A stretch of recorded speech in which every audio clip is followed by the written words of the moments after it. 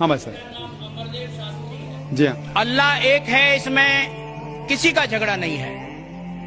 उसकी इबादत करनी चाहिए, इसमें किसी का झगड़ा नहीं है। झगड़ा है लाइफ स्टाइल का, झगड़ा है कल्चर का, संस्कृति का।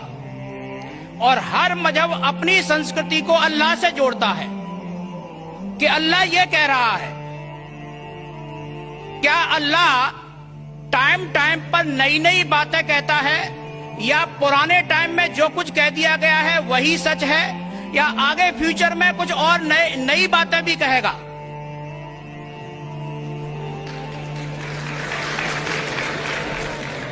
भाई साहब का अच्छा सवाल था कि किसी को दो राय नहीं कि अल्लाह एक है, भगवान एक है।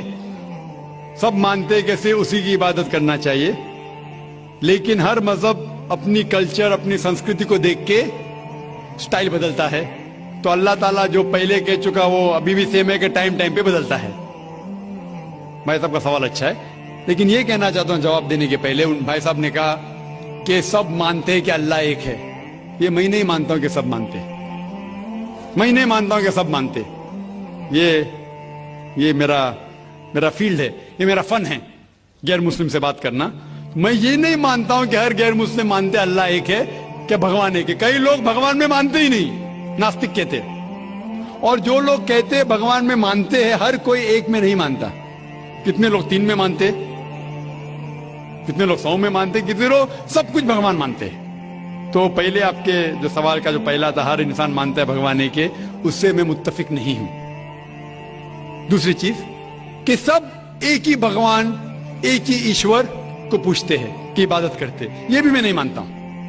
ये बात है कि अक्सर लोग मानते हैं कि भगवान एक है, यहां तक के तो सही है, अक्सर, सब ने अक्सर, लेकिन एक ही भगवान को पूछते ये बिल्कुल गलत है। सब लोग एक भगवान को नहीं पूछते। मिसाल के तौर पे अक्सर कुरान क्या कहते, कुरान क्या कहते कि जो लोग कहते हैं कि एक भगवान को मानते हैं लेकिन और को भी पूछते हैं, उसे कहते हैं शिर्क। आप पूछेंगे आम इंसान भगवान एक है, मालिक एक है बोलेंगे, लेकिन जा रहे पूछ रहे, बुद्ध को पूछ रहे, कभी इसको पूछते, कभी उसको पूछते। तो ये आप अगर धर्म की किताब पढ़ेंगे, बाइबल पढ़ो, वेद पढ़ो, ये सब इसकी मुमानियत है। ये हराम है कि किसी और को पूछना। इसके बावजूद धर्म के मानने वाले अक्सर दूसरी चीज को पूछते हैं जो बिल्कुल गलत है। तो ये कहना कि इंसान एक ही भगवान में मानता है और उसी को पूछता है, बिल्कुल गलत है। आप देखेंगे आमतौर पर जो फर्क है कि जो कुरान कहते ताला इला कलमतिन सवाइन बैना बैनकुम, आपस में उस चीज पे आओ जो हम और आप में यकसा है।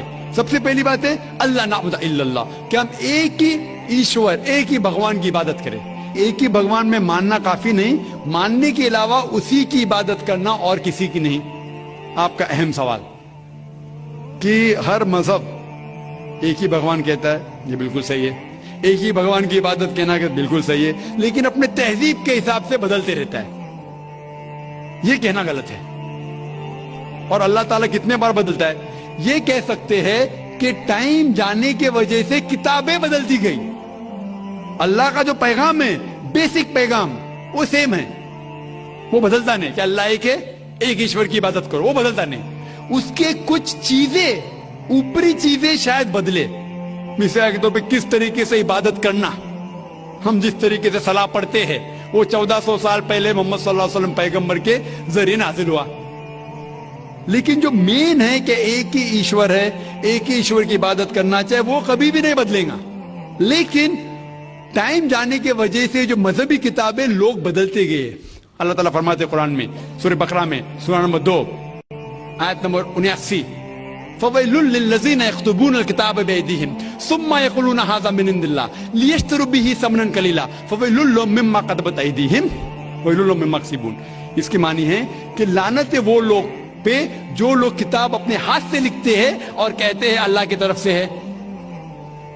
लानत है उनके ऊपर जो कमाते हैं और लानत है उनके हाथ के ऊपर। तो अल्लाह ताला फरमाते हैं कि किताबें बदली गई है। तो जितने मजहबी किताबें हैं आज की तारीख में, सारी कुरान मजीद को छोड़ के, विलियम मोर एक क्रिटिक है, इस्लाम के खिलाफ किताब लिखता है, बहुत शिद्दत से इस्लाम के खिलाफ है।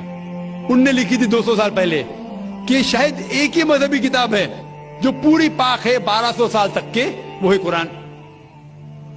तो एक ही किताब जो महफूज है, क्यों?